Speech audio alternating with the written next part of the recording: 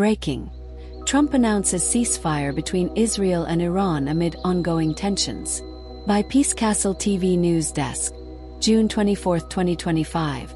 Updated 12:16 a.m. Eastern Daylight Time. United States Trump declares ceasefire, but skies still hostile. In a dramatic announcement Monday evening, U.S. President Donald Trump declared that a ceasefire had been brokered between Iran and Israel after weeks of escalating military strikes. Trump said both nations came to him, almost simultaneously seeking peace, calling the ceasefire complete and total. Yet even as the announcement went live, missiles continued to fly. Israel's military reported detecting fresh missile launches from Iran early Tuesday, one of which struck a residential building in Beersheba, killing 3 and injuring 6 others. At the same time, Iranian state media claimed new Israeli strikes hit parts of Tehran. Iran. Ceasefire imposed on the enemy.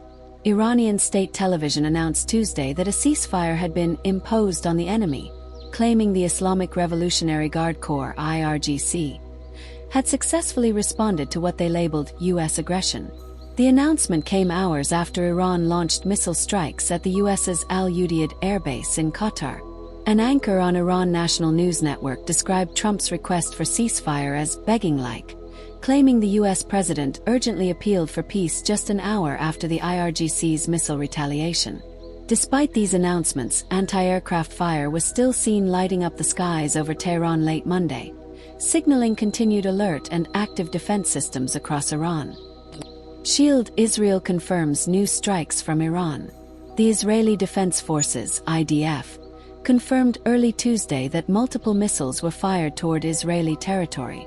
Air raid sirens rang out in several parts of the country, including Jerusalem and the south, as missile defense systems were activated. One missile evaded interception and slammed into a building in Beersheba, killing a 40-year-old man, a 30-year-old woman, and a 20-year-old man. Emergency services and firefighters rushed to the scene amid chaos and ongoing alerts. Qatar's role in the back-channel peace talks. According to senior diplomatic sources, Qatar played a pivotal role in mediating the ceasefire agreement. U.S. President Trump reportedly asked the Emir of Qatar, Sheikh Tamim bin Hamad Al Thani, to serve as a neutral broker.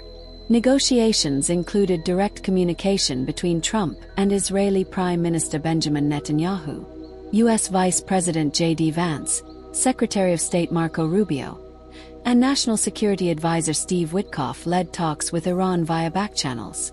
A senior White House official told CNN the ceasefire was only possible following U.S. strikes on 3 of Iran's nuclear facilities over the weekend. Airplane arrival strike on Al Udeid base and military posturing. Iran's initial response to U.S. action came in the form of a missile barrage targeting the Al Udeid Air Base in Qatar, a critical American stronghold in the region. U.S. and Iraqi officials said advance warning allowed American forces to activate Patriot defenses, intercepting most of the missiles. No casualties were reported.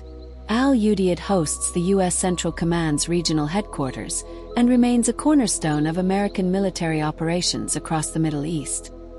Oil prices crash amid ceasefire hopes. As news of a ceasefire spread, global oil markets responded swiftly. U.S. crude prices plunged over 7% Monday, closing at $68.51 per barrel, the worst day for oil since April. Brent crude followed suit, falling to $71.48 a barrel. On Tuesday, prices dropped further, with West Texas Intermediate trading at $67.13. Analysts attribute the slide to reduced fears of prolonged conflict disrupting oil supplies from the Gulf. Just days prior, prices had soared over 10% following strikes on Iranian nuclear facilities. 4 o'clock, Iran hints at end to hostilities, but with caveats. Iran's Foreign Minister Abbas Araghchi posted on X, formerly Twitter, thanking the armed forces for their efforts and suggesting military operations ended around 4 a.m. local time. However, Araghchi clarified that Iran had not reached a formal agreement with Israel and said Iran would only halt military actions if Israel stopped its strikes no later than 4 a.m. Tehran time. By 4:30 a.m., His post hinted that operations had ceased, but no official truce timing was confirmed. Loudspeaker Trump's statement, "The world is the real winner." In his typical bombastic fashion, Trump took to Truth Social claiming, "Israel and Iran came to me and said, 'Peace.' I knew the time was now." He continued, "The world and the Middle East are the real winners. Both nations will see tremendous love, peace, and prosperity." He concluded with, "They have so much to gain, and so much to lose if they stray from the road of righteousness and truth. Compass unclear path ahead."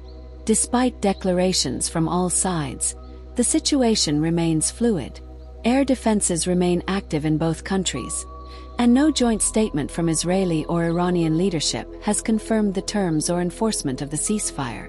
The coming hours and days will determine whether this peace holds, or if it's simply another pause in a volatile, long-running conflict. Television stay with PeaceCastle TV for 24/7 updates on the Middle East crisis and global peace developments. Thanks for watching. Kindly subscribe, like, and comment for more news updates.